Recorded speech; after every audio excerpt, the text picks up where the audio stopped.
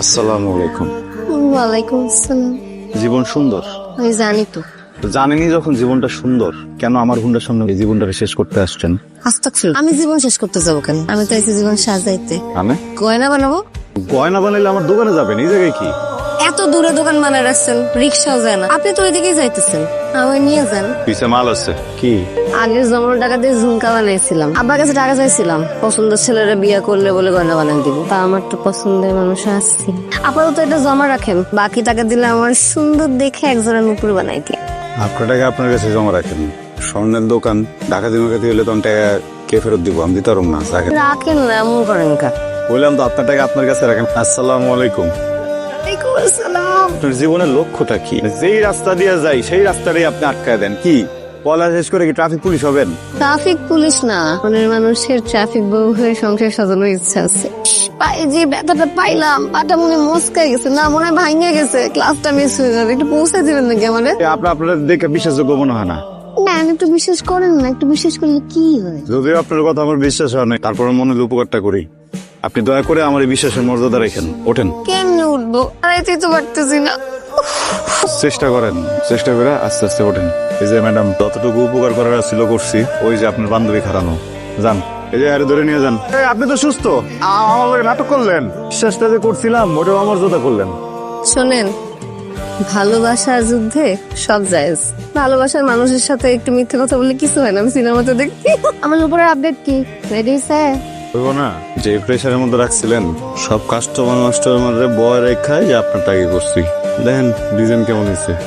অনেক সুন্দর, কিন্তু একটা কেন আরেকটা বই। এটাতে পাইছিলেন যে শুকুর করেন। এই সময়ের ভিতরে একটা হয় না, তাও তো আমি তাড়াতাড়ি করে দিলাম। আরেকটা নিতে একটু সময় দিতে হবে। আমি তো বেশি সময় দিতে পারবো না। আরেকটা জিনিস বানাতে দিব, আমি না আরেকটা জিনিস বানাতে দিব ওর কাছে। আইসা বান্ধবী, তোর বাপে যদি তোর টাকা দেওয়া বন্ধ করে দেয়, তুই কেমনে গহনা বানাবি? কিডনি বেচো? কিডনি বেচতে হইব না নপুর।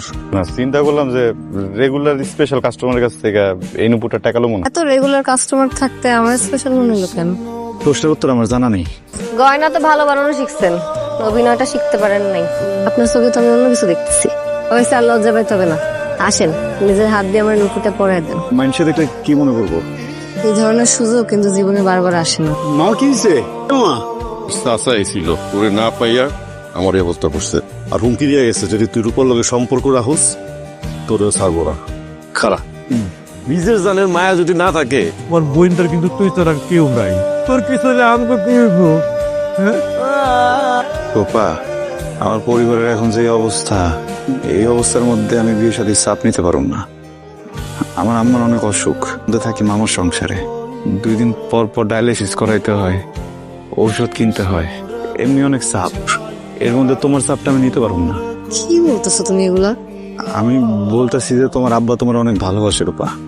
হ্যাঁ, তোমার খারাপ চায় না।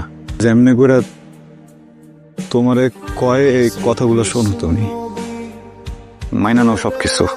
তুমি কি সত্যি আমাকে ভালোবাসো নাই? বিষয়টা ভালোবাসার না বাসার না, বিষয়টা পরিবারের। রূপা, পৃথিবীতে না পরিবারের উপরে কিছু নাই, বুঝতে পারছো? আমি আমি তোমার কেউ না। আব্বা, আমি আপনার পছন্দের ছেলেটা বিয়ে করতে রাজি আছি, কিন্তু আমার একটা শর্ত আছে। শর্ত? কিসের শর্ত?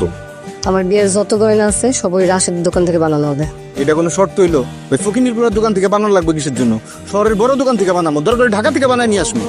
এই জন্যই তো আমি ওরা দেখাই দিতে চাই যে ও কখনোই আমার যোগ্য ছিল না। আমি চৌধুরী বংশের মেয়ে। চাস এই তো আমার ভাস্তির মতো কথা হইতস, এই চৌধুরী বাড়ির মেয়ের মতো কথা হইছস। তুই শুধু খেলে আমার পছন্দের পোলাটারে বিয়া কর, আর কিছু করা লাগবে না। তোর যেন থেকে খুশি তুই সেন থেকে বানা। তুই চিন্তা করে দেখ, রাশেদ ভাইয়ের ছাড়া তুই আরেকজনের লাগে সুখী হতে পারবি কিনা। আমার কি করার আছে? রাশেদই তো আমারই ফিরাই দিচ্ছে। আরেকবার ভাইবা দেখ, এই এক জীবনে ভালোবাসার মানুষটা ছাড়া ভালো থাকতে পারবি কিনা। গয়না দিতে আইসা? কেন আসছো তুমি? ভালোবাসার মানুষের বিয়ে কেমনি হয় দেখতে? দেখা শেষ? গয়না দিতে এসেছিলাম। চোখে পানি কেন? ওই মায়ের পানি। চাইলে চোখের পানি মুছে ফেলা যায় না। আমিও পারতেছি না।